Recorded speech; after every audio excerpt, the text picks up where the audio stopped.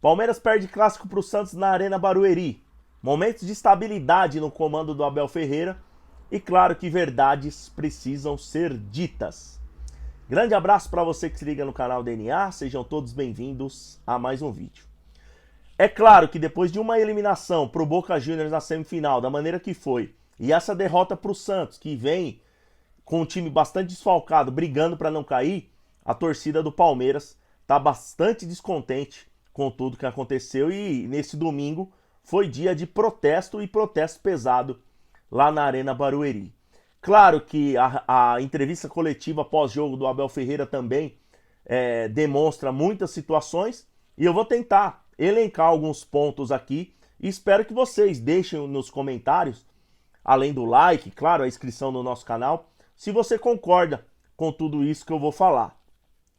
Claro que o Abel Ferreira ainda é um treinador jovem, muito competente, é um ídolo da torcida do Palmeiras e tenho absoluta certeza que 98% dos torcedores amam o Abel Ferreira. É claro que um ou outro tem alguma divergência, eu também não concordei da maneira que ele levou o Palmeiras nos últimos jogos. Claro que essa teimosia e até mesmo, a gente pode usar um outro termo, as convicções do Abel, não é infalível, ele também é ser humano e erra, e acho que ele lá dentro mesmo do seu consciente sabe que errou. Acho que foi enganoso o desempenho do Palmeiras contra o Deportivo Pereira, onde ele colocou tanto o Marcos Rocha e o Mike no mesmo time, fazendo aquela dobradinha. O jogo de ida, o Dudu ainda estava em campo, tanto é que nesse jogo deu assistência, o Mike fez gol, o Marcos Rocha fez gol, o Rony fez gol, e na volta o Dudu já não estava mais em campo porque se machucou diante do Vasco. E aí mudou todo o esquema do Palmeiras. Só que lembrando que no Campeonato Brasileiro de 22, onde o Palmeiras foi campeão, muitas vezes o Abel Ferreira utilizou esse esquema com dois laterais. Muitas vezes pelo lado esquerdo também, ali fazendo o Scarpa como lateral junto com o Piquerez. Eu nunca gostei desse esquema, mas é claro que a gente respeita a teimosia do Abel, ou a convicção do Abel, como vocês queiram, mas acho que é justo e salutar a gente discordar de tudo isso. Só que o que está acontecendo com o Palmeiras, eu acredito que é uma situação um pouco mais ampla, e isso bate um pouco com o planejamento do Palmeiras, que não foi o ideal. E claro que isso envolve muito mais o nome de Leila Pereira e Anderson Barros do que o do Abel Ferreira. Isso é claro e evidente. Primeiro começa com as reposições, né? Na verdade, essa é uma situação que o torcedor do Palmeiras, ele tem sim uma certa discordância desde a época do Maurício Gagliotti. O torcedor já pedia bastante reforço. E claro, a gente sempre falou, principalmente o torcedor palmeirense, depois do título da Libertadores, as reposições não foram feitas da maneira que precisava. O Palmeiras acabou perdendo vários jogadores. Felipe Melo, William, perdeu Scarpa e Danilo já mais recente. E toda essa situação não foi trabalhada da maneira que o torcedor acha ideal. É claro que lá dentro tem uma equipe, tem um planejamento que, na minha opinião, é muito falho, já faz tempo, lá desde 2021. E sem dúvida nenhuma que isso iria acarretar. Claro que o Abel Ferreira é ídolo, claro que o Abel Ferreira é um monstro, mas também tem suas dificuldades, tem os seus erros, e pelo menos na minha visão, esse é um erro grave do Abel em relação a elenco curto. A gente pode até discutir se a Leila e o Anderson não foram eficazes em contratações, mas o Abel já veio muitas vezes a público falar que ele fez essa escolha. Então, nesse ponto, eu discordo do Abel.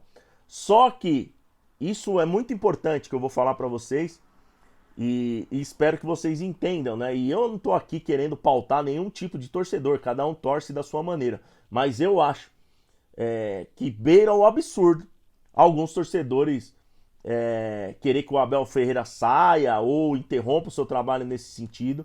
Acho que o Abel Ferreira tem muitos créditos. Como eu falei, é jovem, não é infalível, vai errar, e muitas vezes, como na minha opinião errou no jogo contra o Boca, tanto lá na Argentina quanto no Brasil, mas isso faz parte do processo. Então, acho que planejamento foi feito errado, esse lance de elenco curto é errado, as reposições não foram feitas e, sem dúvida nenhuma, que a responsabilidade maior é do Anderson Barros e da Leila, como a maioria dos torcedores estão reclamando. Eu estive na Arena Barueri e muita coisa foi dita e até acho que de maneira assertiva. O Abel Ferreira está bastante triste e não é para menos. Ele expôs várias situações, né, de ameaça a jogadores, até mesmo alguns jogadores que chegaram para ele e não quero ficar mais. Foi o caso do Tabata, que não entregou, mas eu acho que chegar a esse ponto de ameaça à família é uma situação complicada. Na minha opinião, ainda ficou bastante estranho aquela situação do Merentiel, que foi embora e logo depois de 2 dias o limite de estrangeiros foi validado por mais jogadores. Também a gente pode questionar a contratação do Flaco Lopes, um jogador argentino de 21 anos que até agora não mostrou porque veio e hoje é a maior contratação da história do Palmeiras em valores financeiros. Então, isso mostra que o planejamento do Palmeiras para 2023 foi totalmente equivocado e, sem dúvida nenhuma, que alguma situação poderia acontecer. A gente tem que bater nessa tecla também. Alguns jogadores que já entregaram muito ao Palmeiras não estão entregando mais da maneira que a gente está acostumado. E eu não tenho problema nenhum em falar porque sempre fui defensor da maioria desses jogadores. O Everton tá mal, o Gabriel Menino não tem mais condições de jogar como titular, Rafael Veiga tá muito abaixo, o próprio Rony tá muito abaixo, o Arthur ficou no banco ontem, sequer entrou, mesmo não jogando na sua função, caiu demais para um jogador que estava sendo decisivo para o Palmeiras há poucos meses. O próprio Dudu, que hoje está fora do time por uma lesão gravíssima no joelho, já não fez um 2023 da forma que a gente entende, então isso também acaba acarretando no desempenho do time. E isso, mais uma vez, repito, está longe de ser crítica, apenas pontuando a realidade.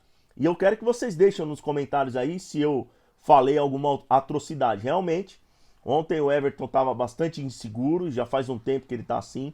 O Gabriel Menino, um jogador displicente, e acho totalmente desnecessário esse revanchismo com a torcida. Ontem, depois daquela falta, que uns dizem que entrou direto, outros dizem que o Zé Rafael desviou, ele fazendo assim para a torcida. Eu acho que não tem o mínimo de necessidade.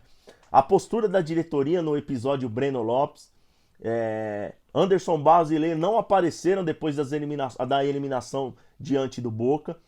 Então, assim, o Palmeiras vive um momento turbulento, o Palmeiras vive um momento difícil, que, na minha opinião, até hoje não teve no comando do Abel. É extremamente claro que o Abel tá irritado, tá sem paciência. Talvez essa data FIFA ajude a colocar um pouco a cabeça no lugar. O Abel precisa parar com esse revanchismo com a imprensa.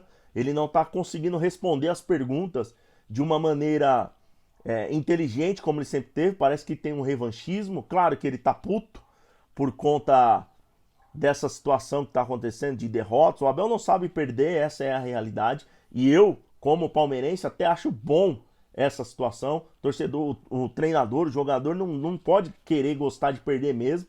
Mas é claro que ele é um comandante e ele precisa de dar exemplo. E acho que isso cai muito nessa postura do Abel Ferreira. Que, mais uma vez, repito, estou longe de discordar do Abel em relação a tudo que ele falou. Mas eu acho que as convicções, a sua teimosia realmente prejudicaram o Palmeiras e faz parte do jogo isso. Não tem problema nenhum. O principal de tudo, o que resta para o Palmeiras em 2024 é a classificação para a Libertadores. E faz muito tempo que o Palmeiras joga a Libertadores. Você imagina se o Palmeiras não se classificar para a Libertadores? E o Palmeiras corre risco sim, na minha opinião, de não se classificar para a Libertadores. O Palmeiras está em quarto. Botafogo, para mim, já é o campeão brasileiro. Tem Red Bull, Grêmio na frente do Palmeiras. O Flamengo tem a mesma pontuação do Palmeiras.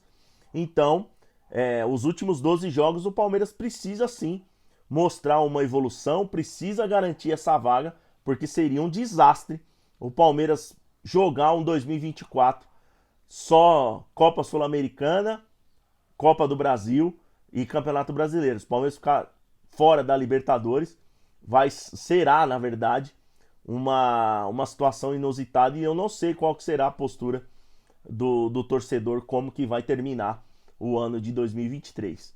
Então, é mais ou menos isso que eu penso do momento do Palmeiras. É sim um momento difícil, é um momento delicado. Os responsáveis precisam se apresentar e mostrar soluções, principalmente Leila Pereira e Anderson Barros. O Abel praticamente é jogado aos leões toda coletiva e ele mais uma vez abriu alguma situação. Tem gente aqui dentro dando informações para fora, o todos somos um não existe mais.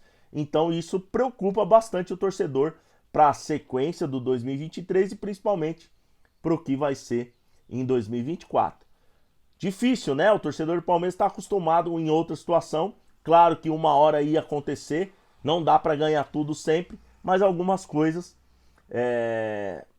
era claro que iria acontecer, era uma tragédia anunciada e talvez a diretoria, a presidente, colocar um pouco mais a cabeça no lugar, a mão na consciência e analisar. O torcedor, ele sabe muito de Palmeiras e acho que esse planejamento tem que mudar o mais rápido possível, porque senão o Palmeiras vai ficar no caminho, tá bom? Peço para que você se inscreva no canal DNA, deixe o seu like, ative as notificações, porque aqui tem sempre vídeo todos os dias, tá bom? Grande abraço, tamo junto e é nóis.